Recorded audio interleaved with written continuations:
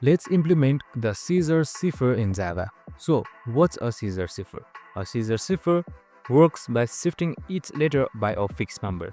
For example, with shift equals to 3, A becomes D, B becomes E, and so on. You can just simply take this code as a reference right here. So this is a simple 69 code that I'm going to explain you.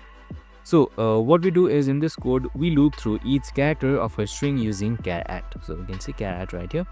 And once we do that, if it's a letter, we shift it by the key value while making sure it wraps around using %26. For uppercase and lowercase, we handle them separately to keep the case intact. Non-letters are left unchanged. The result is an encoded string where the alphabet is rotated, just like Julius Caesar used to encrypt his messages in ancient Rome. And that's it, super simple and easy, so you can see the result as well. I hope this video helped. If it did, make sure to like, subscribe and tune in with us for more of these videos. See you in the next one.